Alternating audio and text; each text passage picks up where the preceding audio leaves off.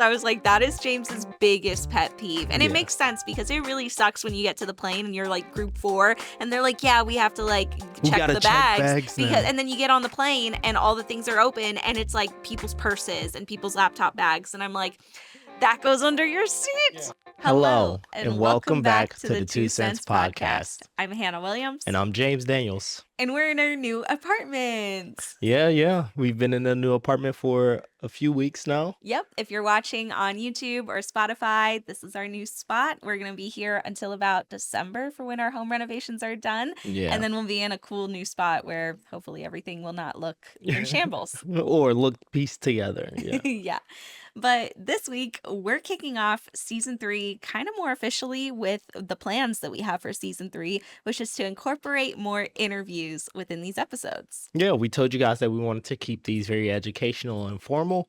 And with that, we were able to bring you guys a lot of different people to talk about, their 2 cents on topics. Yeah, I'm honestly so stoked. We're going to talk about buy now, pay later, dream jobs as a scam, and more career-specific hot takes. Like this episode in particular, we talked with Nicholas, who is a flight attendant that attended one of our workshops actually in Seattle. He's not from Seattle, but he was flying in. That's one of the benefits of being a flight attendant is you get to go to all these different places. So he attended our workshop in Seattle, and we got to talking about, things that are maybe misconceptions about being a flight attendant. And he shared so much with us that we interviewed him officially. And so the plan here is we're going to watch my interview with Nicholas and then react to it in real time. Yeah, and just to give you guys a little context, I haven't seen the interview yet. I do remember our street interview with Nicholas, though, but I haven't seen the interview that we're about to look over right now, so I'll be reacting as the audience, with it being new content to me. Yeah, so I think that's our goal there is I get to do the interview and ask kind of more hard-hitting questions, get a direct interview, but then we get to watch it back and react sort of as you all. We are the audience, just like you, and we can share our 2 cents. We don't have to agree on everything, but hopefully it gives us all a different perspective of things to consider when it comes down to how we feel about certain topics. Yeah, but first, a word from our sponsor. This week's episode is brought to you in collaboration with the American Dental Association. So we actually are so stoked about the video that we just posted with them. We basically got to execute our vision. Yeah, that was our vision, honestly. Yep. We wanted to go into different workplaces. And in this case, we were, talking with dental professionals. So I wanted to go into a real dental office and ask, the receptionist, the dental assistant, the dental hygienist, all the way up to the prosthodontist himself and ask them, how much do you make? And see what all those different roles are within the office. Yeah, and I think that it was super cool that we actually got to do that. I remember visualizing that from the first moment that we spoke about it, and then actually seeing that come into fruition is pretty cool. Yeah, so shout out to them for trusting our vision. We also got lots of comments that people really enjoyed this format. So hopefully we get to do more videos like that. But all in all, it was really cool to spotlight different dental professionals and different dental careers. I learned something new. I didn't know this, but James, can you guess? Do you know how high the satisfaction rate is amongst dental professionals, in their career field? I'd say probably about 80%. How did you get that spot on? It's 80%. Hey, pretty good at this. I mean, that's phenomenal. Yeah, that's phenomenal. 80% job satisfaction. I mean, you can't beat that. So I learned something new. James clearly already knew it. No, I didn't know. That was just a really good guess on my back. That was a really good guess. Also, dental professionals have a lot of security from AI. That's one of those things that I don't know about you, but I don't want a robot in my mouth performing a root canal. Definitely not. Yeah. So it's one of those things that if you like working with your hands, if you like creative work, if you also want to work in healthcare, but you don't want to deal with overnight shifts or hospital drama, this is the perfect field for you. And we interviewed some people who are making $60 an hour, which is solid pay, especially when you're talking about those roles did not require 7 years of residency or, a dental degree or like a PhD in, dentistry. These are roles that you can get a certification from. You can get an associate's degree and go to community college for. It's really cool to showcase these different roles. So if you want to learn more, visit the link in our description below. We did a full dental career guide so you can learn all about different careers, but you can also find these different jobs near you and how much they pay by visiting the ADA at the link in the description below. Now back to the episode. Let's get into this interview. Let's watch this interview and see what Nicholas had to say about being a flight attendant. Welcome to the 2 Cents Podcast, Nick. Thanks so much for joining us. Hey, thanks for having me. I appreciate being here. So, we learned all about your experience being a flight attendant in our blog post that we put on our website. We're going to link that in the description for anyone listening. But we really want to lean into your experience as a flight attendant and share what are some misconceptions about being a flight attendant that flyers may not know about, and hearing directly from you what those experiences are. So, to kick us off, what are your 2 cents on being a flight attendant? And what are the misconceptions you think that flyers have about being a flight attendant? Pause. And moving forward, this is kind of how we're going to be. If we want to pause and react to the interview, we're going to say pause and we're going to zoom out. But, James, can you think of any misconceptions about flight attendants before we hear Nicholas's answer? I think one thing that I could think about is that people think that they're kind of like glorified servants. Hmm. Like I see a lot of people whenever we get on planes, they're like, oh, well, I need this and I need that and all of these different things. They don't pay attention to like, the safety talks and stuff like that, but they expect for flight attendants to wait on them hand and foot while they're, flying. Yeah, totally. And I think that that's why it was so great to hear from him because he does get into that. And we're going to talk a little bit more about exactly how important their roles are within a plane that people just aren't seeming to consider. Yeah, my 2 cents about being a flight attendant, it is definitely a very dynamic job. It's kind of like a puzzle piece.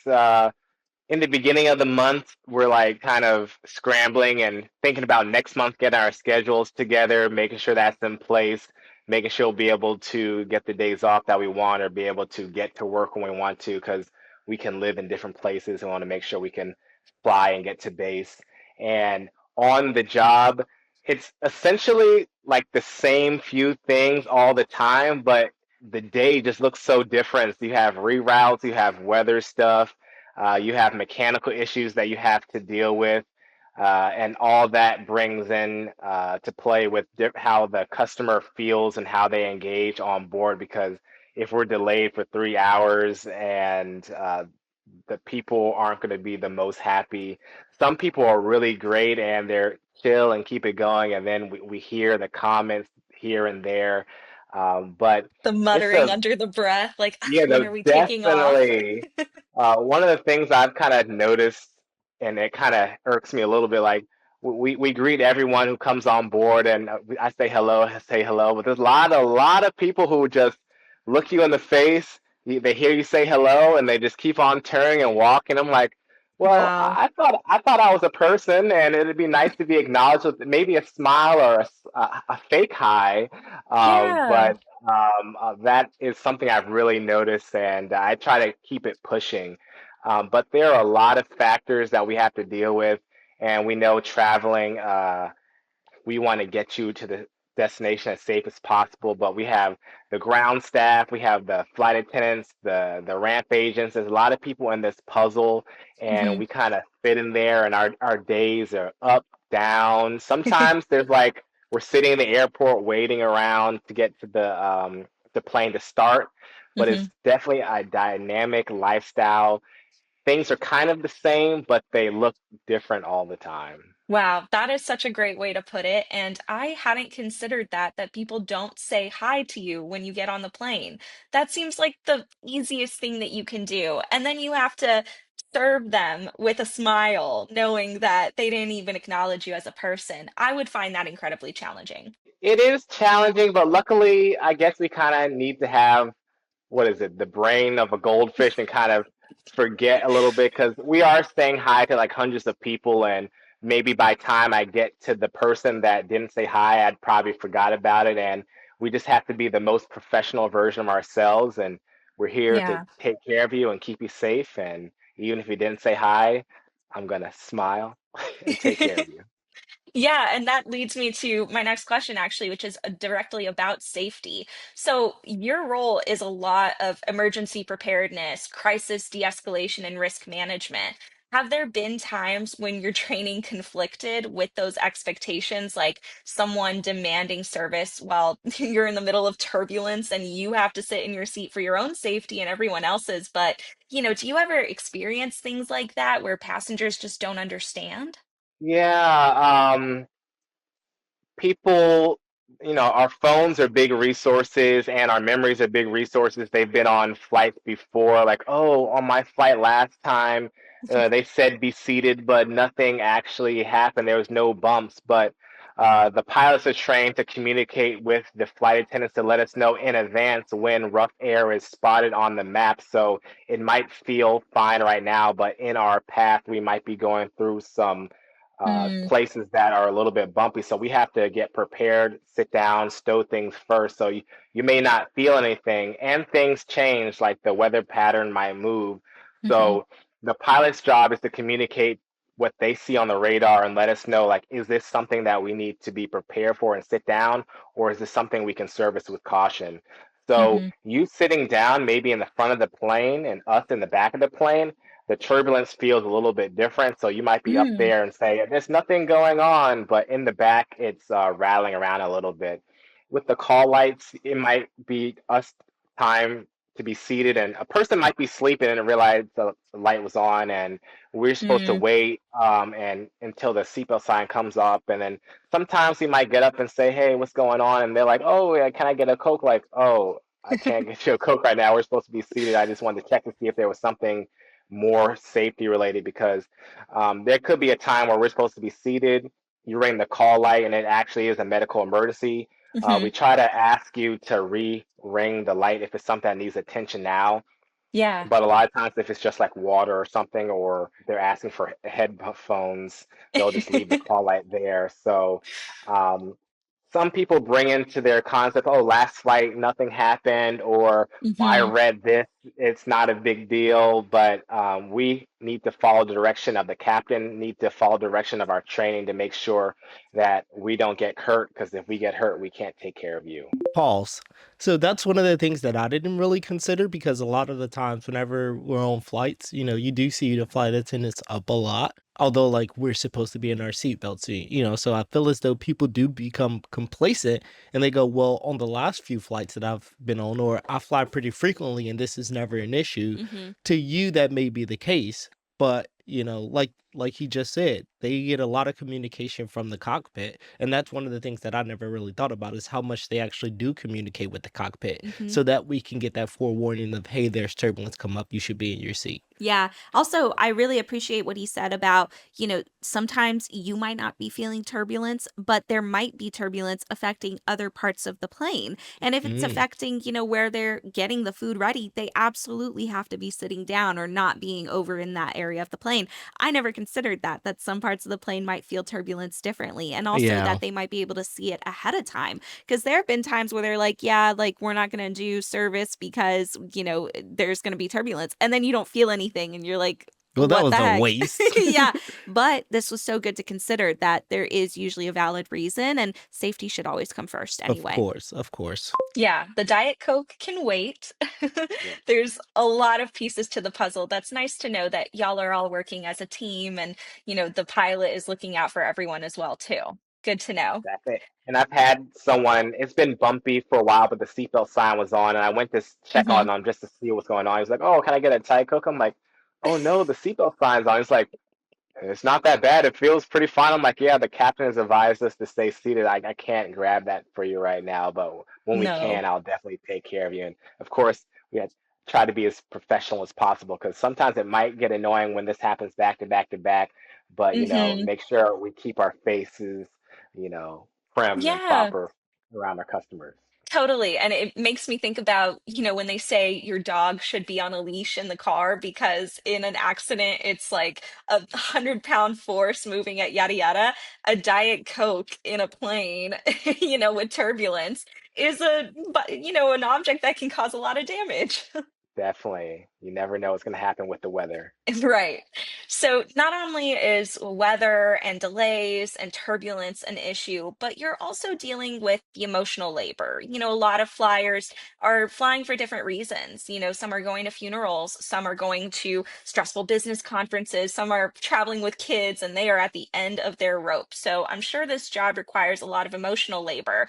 Can you talk about what you wish flyers knew about keeping your calm and dealing with difficult flyers, and if there's anything that psychological skills or self-management tactics that you've had to learn in addition to just emergency preparedness and great customer service that you wish people knew that you also had to employ.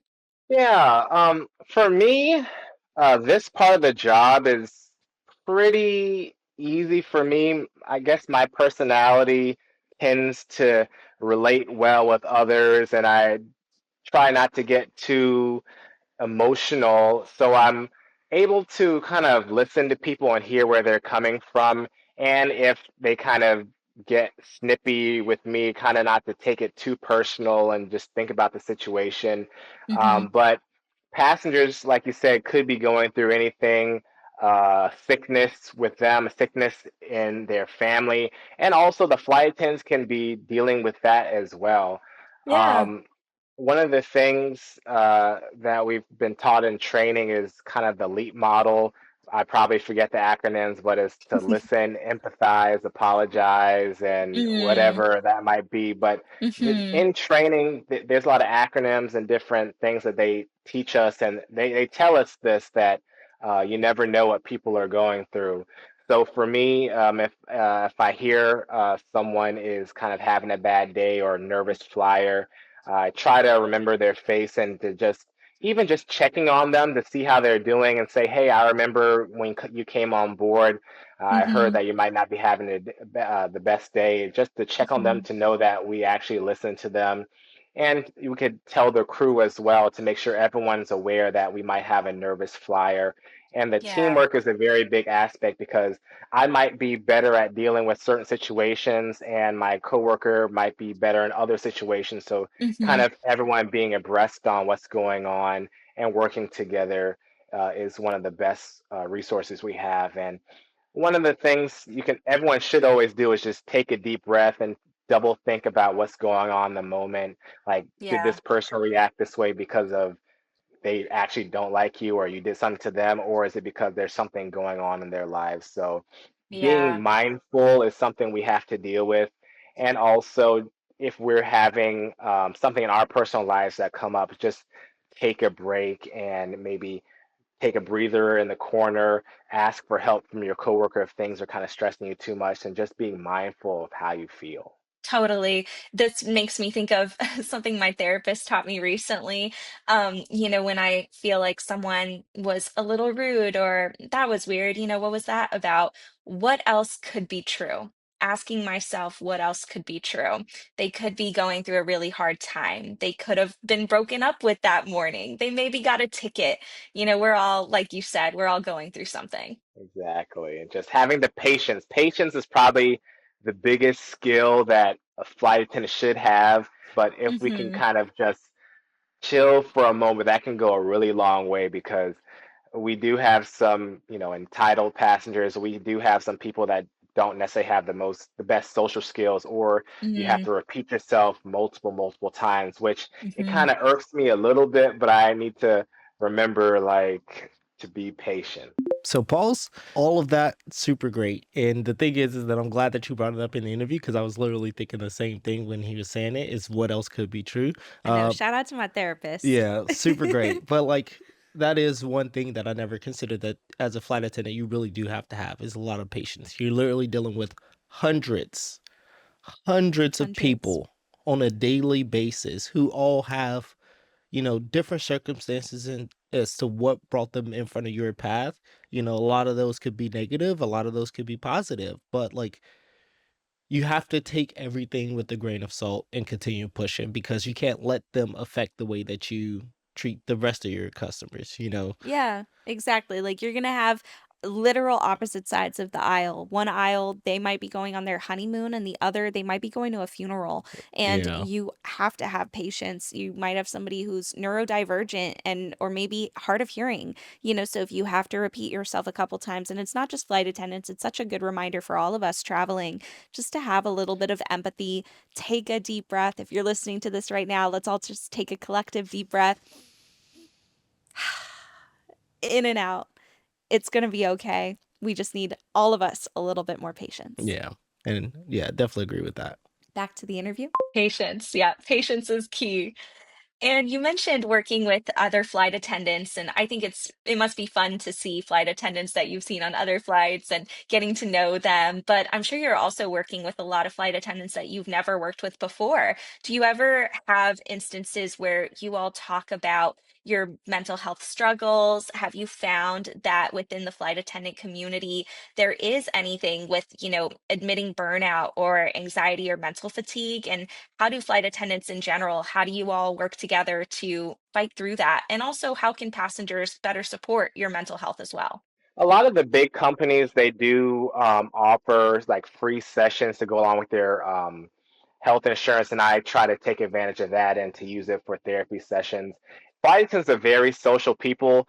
They call it like the jump seat therapy session. Like once you sit next to someone, they'll tell you their whole life stories, and Mhm. sometimes that involves the pain that they're going through, whether it's a divorce or a health or the anxiety that they have or how they actually feel about the job. A lot of flight attendants are not shy to talk about it, and you might notice that, oh, hey, the first day of this trip, the your coworker was acting one way, and now they're a little bit down. So you can go in and ask them how they're doing, because there are Mhm. a lot of stuff that are going on in our lives. Like we could have laid over in New York, and something might have happened to them on the layover. Safety is a really big thing Mhm. for us, and layover safety. There has been lots of incidents where there's been some burglaries or even Mm. fatalities, unfortunately, on layovers. So they try to keep us abreast on, make sure we're looking around. We definitely have lots of support systems. We listen and talk to each other. A lot of new flight attendants go through like, oh, we're away from home all the time. I wasn't really expecting this, even though they said it during the interview.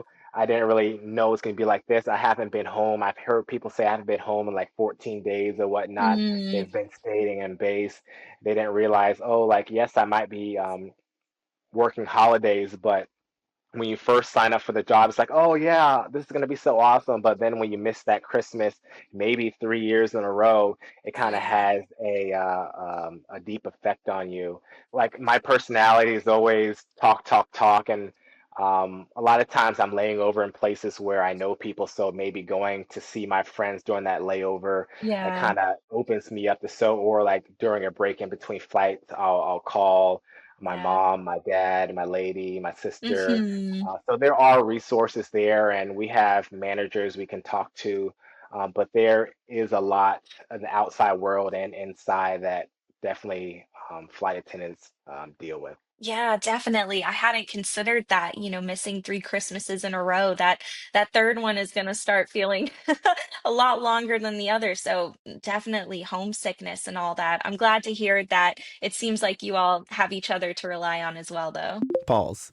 Another great point to bring up with me being in the military, I experienced this homesickness of being away from home, but like you don't really think about how often that happens for flight attendants. Like being away for 14 days at a time, it may sound cool in the beginning, but then like after a while you just miss your stuff, like you miss your Mhm. family, you miss your friends. So like yeah, they're dealing with that on top of people's dramas on a daily basis. Crazy. That would be my 13th reason. I'm telling you. Day in after day out.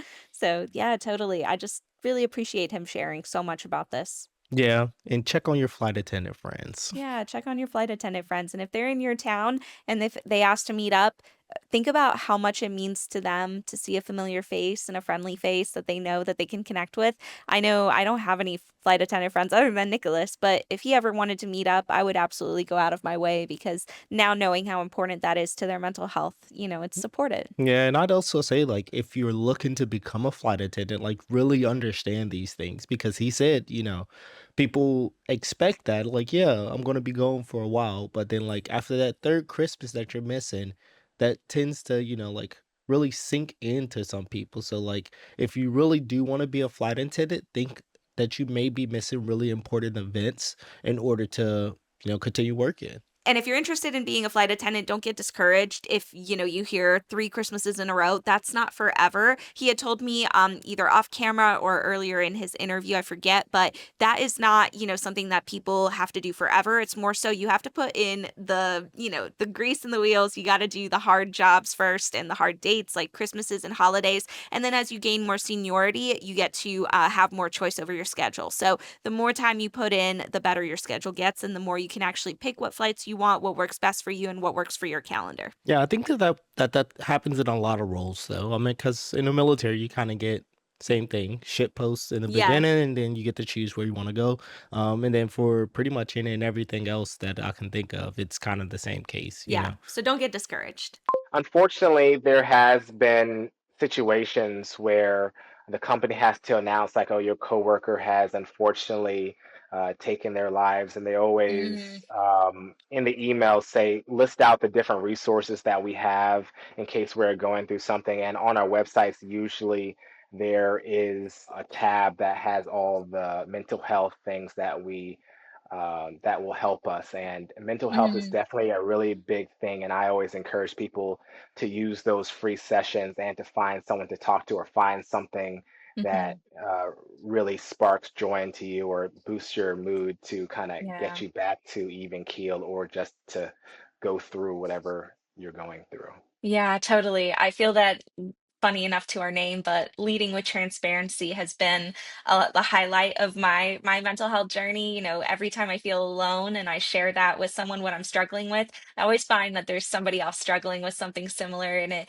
makes you feel less lonely. Exactly. And I'll never forget, like, during the interview, people they said, "Oh yeah, this job you're around everyone, but it's also a lonely job. You're around like a Hmm. whole plane one moment, then you go to your hotel room, and the crew might not want to hang out with everyone, and then you're in the room by yourself. You might not be the person Hmm. who wants to go out by themselves, so you stay in the room, and that repetition might happen and happen. Yeah. And we're around a lot of people, but depending upon how you go about it, whether you hang out with crew or you're a slam clicker and stay behind your room, it could be a lonely job, and you're away from home often. And Hmm. um, when your schedule is new, it kind of isolates you sometimes, like we said, missing those 3 Christmases in a row. But we're Hmm. around a lot of people, but also behind the scenes, people might not know we might be sitting in the airport 3 hours before a flight, and if Hmm. something was on your mind, that sit might not make you feel even better. You might feel a little something, and then when you get Yeah. to the room, it might escalate from that 3 hour sit. So there are a Wow. lot of things that could push you down, but Hmm. like I said, there are resources to try to help you with what you need. Yeah, anyone listening to this episode right now, I really want them to think about the worst flight you've ever been on and then not being able to go home for a week. You still have to work, you still have to catch other flights.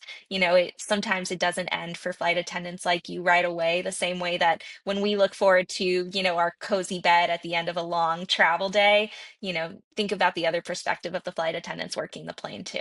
So, moving on to skills, I am curious if you had control over designing a job description for flight attendants, what would you include in the job description that you feel would properly sell the role to people who are interested in it? And then also, what would you remove, if anything, that you think maybe is not helpful or relevant to the job description? Pause. So let me try to guess some good skills for a flight attendant and then see how they compare to what he recommends. Okay.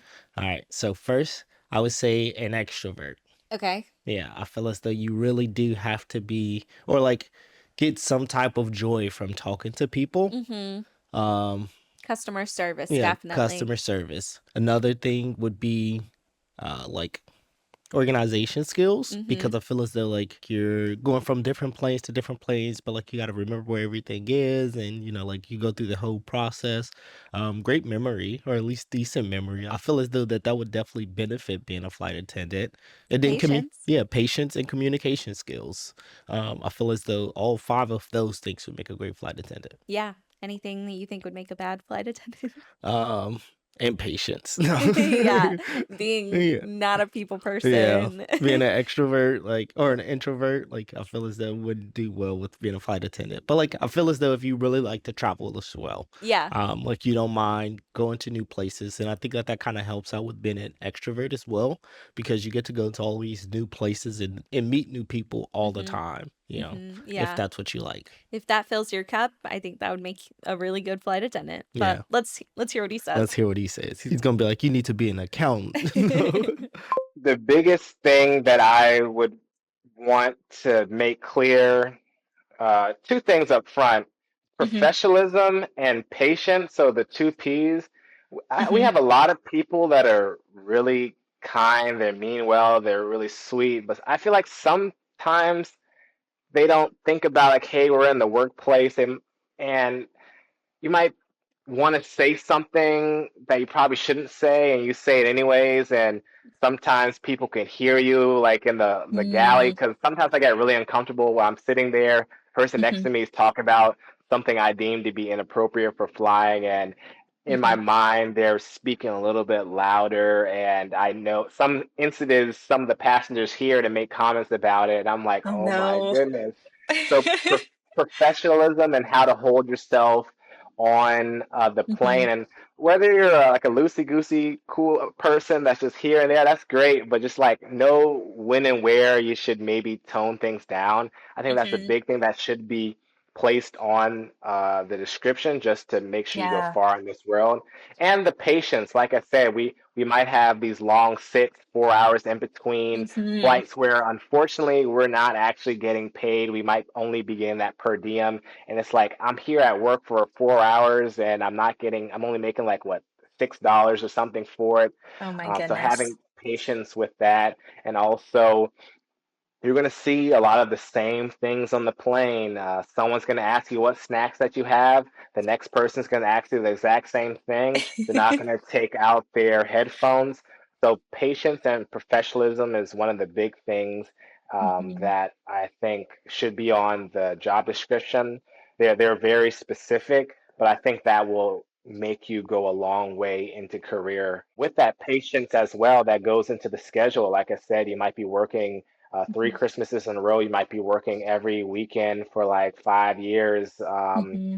So understanding things do get better over time the longer you're in there, or if you learn to make things better with your schedule.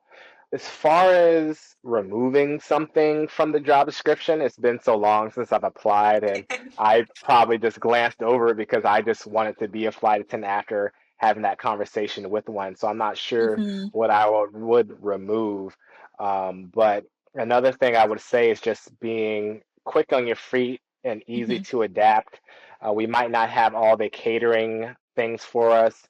We might have a situation where we don't have the headphones for people, so just try to quickly adapt and to modify service, or we might Hmm. have less time to do the service. So let's say, hey, we're going to do just water only or whatever. Just being quick on your toes, because Hmm. it's never perfect. We never have everything that we need, unfortunately. And Yeah. lastly, there are high pressure situations. All in all, this is a Hmm. safety job, and it does not happen all the time, but you need to be able to handle your composure if you see someone faint right in front of you, or if Hmm. you're not good with blood, you might see blood right there. So just be aware that things will happen. It might not happen right away, but Hmm. throughout your career, you're gonna see something. Yeah. Oh, that is so interesting to hear. And also, my takeaway from that is that it's not just the hard skills, it's almost as important to have those soft skills in place to make the job fun and more bearable. Definitely, definitely, definitely. All right, so my last two questions for you are really about respect and, the public view of flight attendants. So, my first question is, do you feel that flight attendants deserve more respect and public recognition in, media, legal frameworks, on social media, or, do you think that it's just fine as it is? Any misconceptions there? A good amount of people have this big respect for the job and actually inspire to do it. Like every time the applications come out, we have tens of thousands applying to the airlines at that time, and it's pretty Mhm. competitive, and not everyone's going to go in, but we have some people that try 13 times before they become a flight Mm. attendant. There's a group of people out there that really have this high respect and they want to be a flight attendant so much. And then there's people, let's say, traveling all the time or not traveling that much. And like I said, you say hi to them, they don't say hi to you, or you're going through with trash and they, without even looking at you, they just hold it out there and shove some trash into your hand, thinking like that's Mhm. kind of all we're there for. And there's some people that say, "Oh yeah, that's cool for a summer job to their kids, but that's not like a real job." I've heard that in the jet bridge, and I had to go out my way to say something like, "Oh, we're Yeah. actually a pretty comfortable job." Like I didn't realize this in the beginning, but like the pay and depending upon how many hours you choose to work is actually really good. We have flight attendants who maybe want to work a little bit more. They're making mid six figures, 150,000, depending Nice. on the pay scale that they're at or how many hours that they choose or the trips that they do. Because if you Mhm. do the longer flight hour trips, let's say to Asia, they pay a Mhm. little bit more. And we have some that hustle super hard, and we have a few that make over $200,000, and their work-life Wow. balance, the work-life balance is pretty, it's okay actually, because Okay. if you do it properly, you can work 5 days a week if you're Mhm. including your paid vacation. But those trips are, you're in the air like 9 hours a day, and it's like a 14-hour day. But Mm. there's some rest in between, so it could be 5 days per week. But we have so many people who think different things that Mm. really respect the job, or they really think, like people always say, is a server in the sky and just take this, give this to me. But most people are really nice to us because I believe most people are inherently good and they kind of show that to you. No one ever has the same thought about the job, but I would say that most people treat us well, but there's a good amount of people when we're on there, they just barely look at you, barely talk to you, and you try to be nice to them, and they just push you aside. And we have some people who tell their kids like, "Oh, you don't want to do that. That's not a real job." So, Do not be that person. If you're listening to this episode, say hi to your flight attendants, be kind, talk to them, don't ask them questions that do not need to be repeated, just pay attention and also and practice patience. exactly. And we have some passengers that are really sweet. Like people might show it on TikTok, but they bring us like Starbucks gift cards with different Yeah. chocolates or like lip balm or some things that they made. Like we just want to say we appreciate the crew and you being here. I did get one letter that Mm. kind of talked about the whole point. Oh, there's one letter. It's just like, I really appreciate what you do. You're more than Coke and trash. And when I read that, I'm like, I actually didn't think I was only Coke and trash, but I understand where you're coming from. But that's kind of Mhm. what people might think. Like, you're here for the drinks and you're here to pick up the trash, and they don't realize we're the whole person to make your journey comfortable. And if something were to happen, the main job is to get you off that plane, evacuate you as fast as possible to make everyone safe and get home. Yeah, you're more than just the server in the sky. You're also the emergency plan if anything goes wrong. That's our number one function. That's why we are there. So, one, I think that that's really cool because I have seen those TikToks of people. I've seen the one where the dude he hands them the Lindt chocolates with the Yes. $20 in it. Yeah. Yeah, so super cool, and like I'm glad that people are actually starting to do stuff like that. But like he said, at the end of the day, if something goes wrong on that plane, we look to them to guide us into what we do. You Like I said earlier, you don't really pay attention to their safety brief.